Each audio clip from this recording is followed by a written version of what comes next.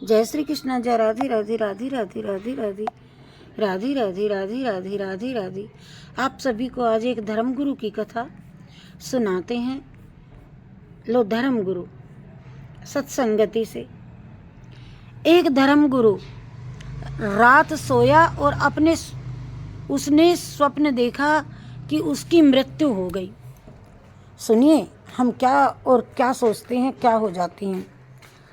एक धर्म गुरु रात सोया और सपने में उसकी मृत्यु हो गई। उसने सपना देखा कि मेरी मृत्यु हो गई, तो वह बड़ा प्रसन्न हुआ, क्योंकि जीवन में कभी उसने कोई पाप नहीं किया था और कि नरक जाने का भय उसे लगे, वह नहीं घबराया। ना कभी उसने झूठ बोला, ना कभी बेईमानी की, ना किसी का दिल दुखाया। निश्चित था कि स्वर्ग उसे मिलने वाला है और दिन रात ईश्वर का ही गुणगान किया करता था। स्वाभाविक था कि उसके मन में गहरी आशा हो कि स्वर्ग के द्वार पर स्वयं ईश्वर ही मेरा स्वागत करेंगे। लेकिन जब वह धर्मगुरु स्वर्ग के द्वार पर पहुंचा तो वह बहुत मुश्किल में पड़ गया। द्वार इतना बड़ा था कि उसे धर्मगुरु को उसका और न छोर कोई दिखाई नहीं पड़ता था। उसने बहुत ताकत लगा करके उस द्वार को पीटना शुरू किया। बहुत पीटा, लेकिन उसको खुद भी समझ में आ गया कि इतना बड़ा द्वार है, ये मेरे हाथ की आवाज़ भीतर तक पहुंच नहीं सकती। तब उसका चित्त उदास भी होने लगा, क्योंकि सोचा था बैंड बाजे के साथ ईश्वर खुद मौजूद होंगे।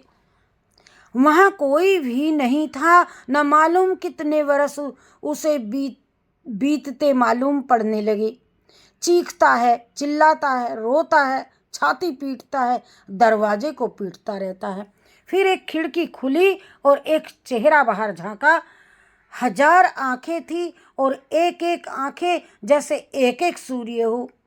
वह घबरा कर नीचे दुबक गया और चिल्लाने लगा कि थोड़ा पीछे हट जाए। हे परमपिता परमेश्वर, हे परमेश्वर, आपके प्रकाश को मैं नहीं देख सकता हूँ, आप थोड़ा पीछे हट जाएं। लेकिन उस आदमी ने कहा कि क्षमा करें, आप भूल में हैं, मैं सिर्फ यहाँ का पहरेदार हूँ, मैं कोई परमेश्वर नहीं हूँ। परमेश्वर का मैंने कभी कोई दर्शन नहीं किया, मैं सिर्फ यहाँ का पहरेदार हूँ। परमेश्वर और मेरे बीच में बड़ा दूरी का फासला है, वहाँ तक पहुँचने की अभी मेरी सुविधा नहीं बन पाई। तब तो वह धर्मगुरु बहुत घबराया, एक कीड़ा मकोड़े की तरह दुबक करके वहीं पर नीचे बैठ गया और उसने कहा, फिर भी आप अगर परमेश्वर तक खबर पहुंचा सकें या कोई उपाय करें, कहें मुझे कि पृथ्वी से मैं आया हूं, मेरे बारे में कहें। फला फला धर्म का मानने वाला, फला फला धर्म का सबसे बड़ा धर्मगुरु आया है। लाखों लोग मेरी पूजा करते हैं, वहाँ लाखों लोग मेरे चरणों में गिरते हैं। मैं आ रहा हूँ, मेरी खबर आप कर तो सकेंगे। मेरा यह है, मेरा अता पता यह है, मेरा नाम। तो उस द्वारपाल ने कहा कि क्षमा करें, आपके नाम का तो पता लगाना बहुत कठिन पड़ेगा, आपके संप्रदाय का भी पता लगाना बहुत कठिन पड़ेगा। आप किस पृथ्वी से आ रहे हैं, उसका नाम बतलाइए। उस धर्मगुरु ने कहा, किस पृथ्वी से? पृथ्वी तो बस एक ही है, हमारी पृथ्वी। उस द्वारपाल ने कहा कि आपका ज्ञान गहन है, अनंत अनंत पृथ्वियां हैं इस विराट विश्व में, किस पृथ्वी से आते हो? इंडेक्स नंबर बोलो, तुम्हारी पृथ्वी का नंबर क्या है? वह धर्मगुरु तो बड़ी मुश्किल में पड़ गया।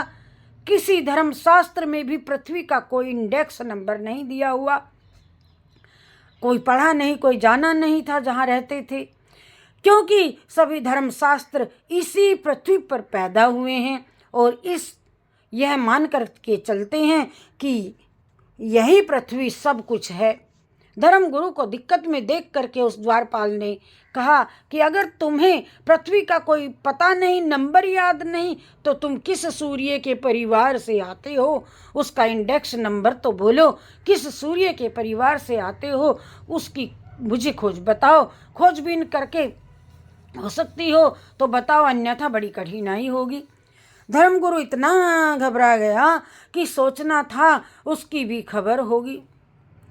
पता ही नहीं था कि मेरी खबर होगी। परमात्मा को यही समझता था, बड़ा धर्मगुरु है, हजारों उसके मानने वाले हैं, सोचता था मेरी खबर तो होगी, मेरे मंदिर मेरे चर्चे की खबर होगी।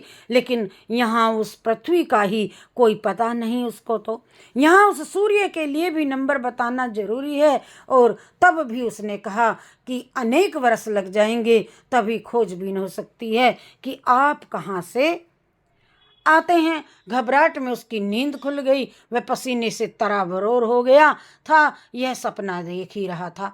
आदमी अपने को केंद्र मान लेता है, नासमझी के कारण आदमी अपने को मान लेता है कि मैं आधार में हूँ। नासमझी के कारण अस्तित्व तो बहुत ही विराट है।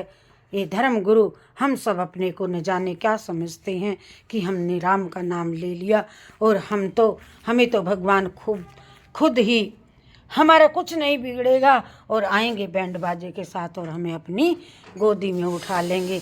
अरे भाई नहीं, ये मत समझो कि हमने कोई पाप ही नहीं किया, हम नरक जाने के योग्य नहीं हैं और हमने कभी झूठ नहीं बोला और कभी बेईमानी नहीं की, न किसी का दिल दुखाया। तुम्हें क्या पता तुमने कितनी बातें की हैं, उसमें कितनों का दिल दुखा है, कितने कदम रखे हैं, कितने जीव मरे हैं और कितनों को इशारे किए हैं। अरे दिन रात ईश्वर का गुणगान को होता तो इस पृथ्वी पर इंसान बनकर क्यों आता। पहले सब कुछ खो बैठता है, तब जाकर के एक बार और सफलता प्राप्त करने के लिए आना पड़ता है। और अपने को तब भी यह नहीं समझना चाहिए कि मैं अब मैं पापी नहीं रहा। इस बात का तो पता हमारे ईश्वर को ही है। अर्थात जय श्री कृष्णा, जय राधे राधे, जय श्री कृष्णा, जय राधे राधे, जय श्री कृष्णा।